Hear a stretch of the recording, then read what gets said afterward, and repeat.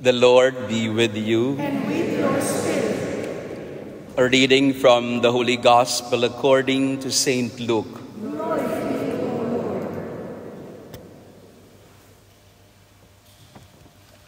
While Jesus was speaking, a woman from the crowd called out and said to him, "Blessed is the womb that carried you, and the breasts at which you nursed." He replied, "Rather, blessed are those who hear the word of God and observe it." The Gospel of the Lord. Praise to you, Lord Jesus. Please be seated. Praise be Jesus Christ. Parang masarap pakinggan ang boses natin sa chapel na ito, no? Gumaganda yun. Pwede bang kumanta tayo ng Ave in honor of Our Lady of the Pilar, Nuestra Señora del Pilar? Ave, Ave. Lakasan nyo na dahil minsan lang to.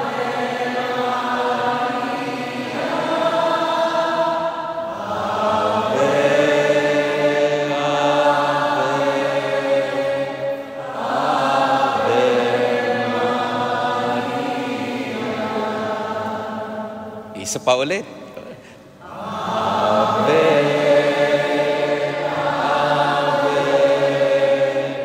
Ave Maria. Ave, Ave,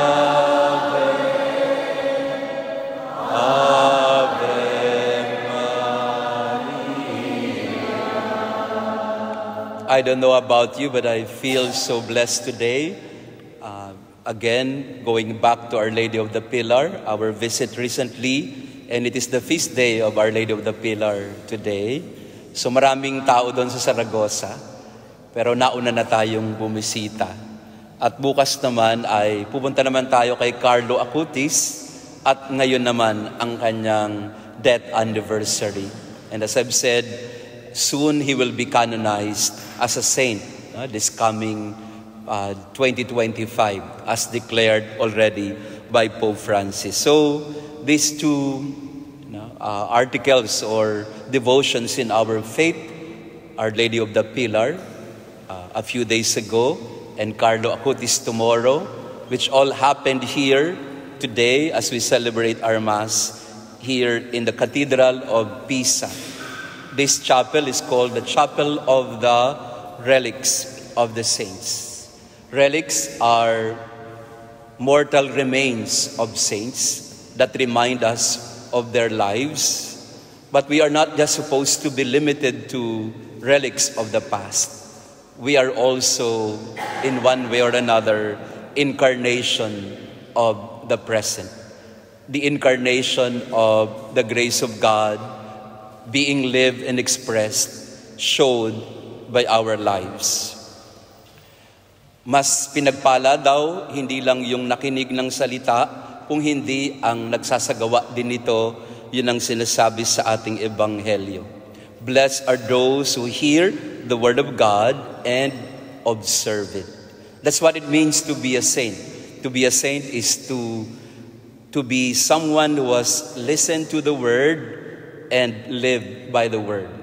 Someone who has been changed by the word, by Jesus himself, and in our daily life, we try to become the new Christ or alter Christus to the people of today. So in this Mass, brothers and sisters, as we continue with our pilgrimage, let us focus our attention on the meaning and significance of the place that we have visited today. It is not a shrine, but there's something we can gather from it that is so perhaps beautiful and so important. The Tower of Pisa. Galing lang tayo doon. Sandamakmak na picture na ang...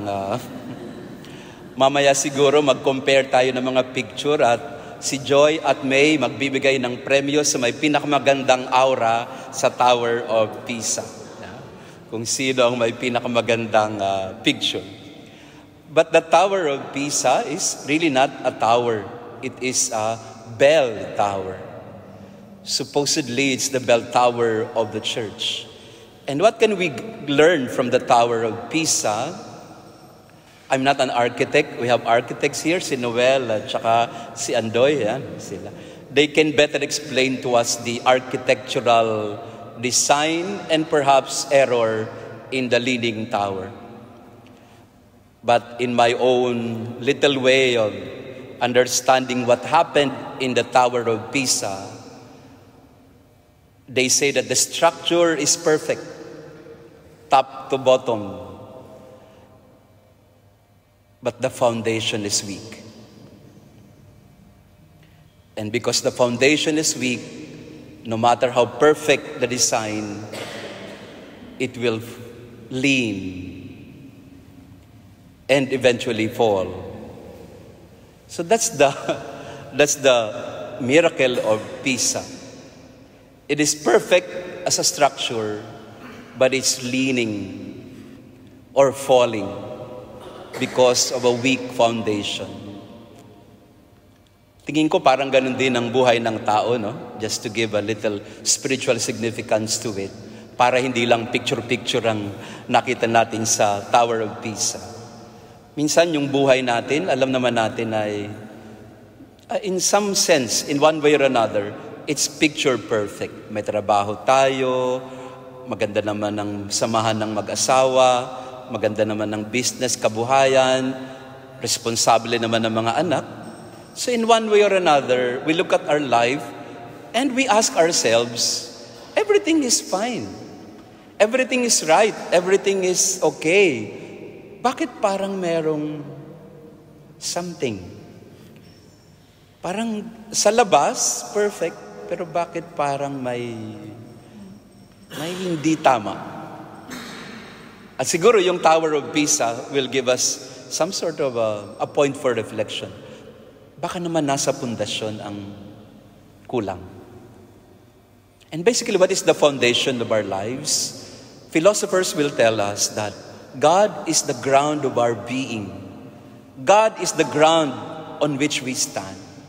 If that fundamental relationship with God is shaky, then no matter how perfect our life is in terms of finances, career, family life, but if the foundation is weak and shallow and shaky, then we will fall in one way or another. And that's the first point that we would like to make in our visit here in Tower of Pisa. Ngayon lang po ako nakapag-misa po dito, so I'm also very blessed to celebrate Mass here. But let us first look into that. How strong is our foundation? Meaning, how strong is our fundamental relationship with the Lord? Personally and as a family. How strong is it? Kasi kung mahina yon, yan, kahit na matagumpay tayo sa career or otherwise, magiging mahina pa din at matutumba pa rin siya kalaunan. Pangalawa, makikita din natin sa Tower of Pisa na, bakit hindi natutuloy? Bakit hindi tumutumba? Again, I'm not an architect, so siguro mga architect sa atin na magpaliwanag bakit hindi natutumba. Pero may isang dahilan kung bakit hindi siya tuluyang natumba.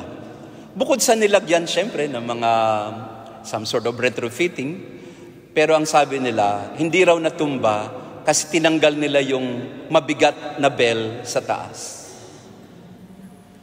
Kaya nabawasan yung bigat, kaya hindi na ganon kadali o kabilis ang kanyang pagtumba. Siguro isang bagay din yun na kailangan nating tingnan sa buhay natin. Baka we are top-heavy. We are standing on shaky ground and we are also heavy on the top. Meaning, masyado tayong maraming karga. Masyado tayong maraming dala-dala. Na maybe we need to unload also in one way or another so that our journey can be lighter. So we need also to, in a way, divest ourselves of the heaviness of our burdens on our shoulders. Maybe we are so top heavy that we need to, in a way, divest. Kailangan nating siguro alisin o iwanan yung mga bagay na nagpapabigat. So, we ask ourselves, what are the burdens that we need to release ourselves from? What are the heavy things that we carry in our life that we need to, beginning today, some sort of abandon and, in a way, leave behind? So, pakitingnan nga ang katabi mo. Unang tanong, shaky foundation or strong? Is our foundation strong? Second question, are we top-heavy? Do we need to leave behind some things in our life? And lastly, the learning that we can gather from this Tower of Pisa is, it's okay not to be straight. In the end, life naman is not always straight eh. Yung mga camera lang natin ang nagko-correct nung naiinis ako eh, no? Itututukan mo yung tututukan mo yung na nagli-lynch eh. Tapos maya-maya gaganon. 'Di ba may autocorrect yung ating mga camera kaya nakakainis, no? Parang yung mga camera ng panahon natin ngayon, ayaw nila ng medyo tabingi. Pero sa totoo lang, there is beauty in being tabingi. Beauty is not naman always in terms of symmetry. There is also beauty in ugliness. There is also beauty in the flaw. At yun po ang parang kanina po, habang kumakain ako ng gelato, wala kasing naglibre. Nagpaparamdam na ako kanina, nakatambay na ako dun sa may tapat ng gelateria. Walang pumapansin sa akin. Kaya bumunot na lang ako ng wallet ko, pabili nga ako ng gelato dyan. May dumaan namang dalawa, tininan lang ako. So, habang ako po'y kumakain ng gelato at tinitinan ko yung tower, sabi ko, sa loob-loob ko, okay naman pala nakatabingi. Maganda rin naman pala siya. At siguro, minsan sa buhay natin, huwag mong piliting lahat maganda agad. O huwag mong ipagpilitan na lahat ay perfecto. Live with the flaws, live with the vulnerabilities, live with the ugliness. Because a lot of times in our life, we will never arrive at a certain perfection. But we just need to live with the imperfection and say to ourselves, you're okay with me. You're not perfect, but you're fine with me. Pakisabi nga sa asawa mo, you're not perfect, but you are fine with me. You are beautiful in my eyes. You may not be so perfect. So it's okay not to be okay. It's okay not to be so perfect. Okay lang yan. Sometimes we can be so demanding na we need things to be perfect all the time. Or everything should be in control. All variables considered. No stones left unturned. Siguro, nung panahon ng 11th, 12th century, 200 years ginawa ito, by the way. Itong complex na ito, 200 years ginawa. So siguro yung mga architect and engineer nung Tower of Pisa, mineasure naman nila yung tower eh. Tama naman lahat eh. Wala naman sila sigurong pagkukulang. Pero bakit tumabingi? At siguro sinisirin sila ng mga tao noon na, ba't ganun? Bakit pangit? Bakit tumabingi?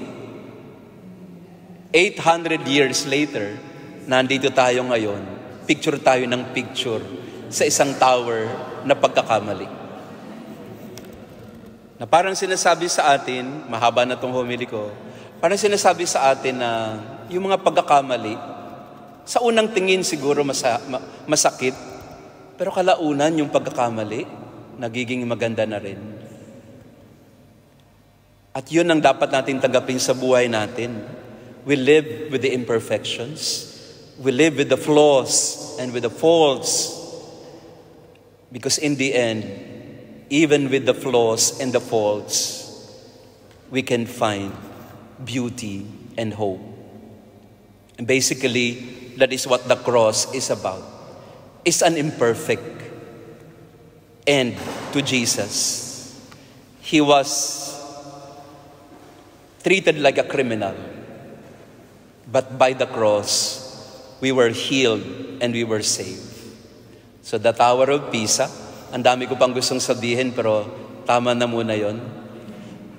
Let us try to savor this place again. This is not a shrine, but the tower always tells us, it's okay if things are not perfect. We can live with that. In the end, we will celebrate our mistakes. Praise be Jesus Christ.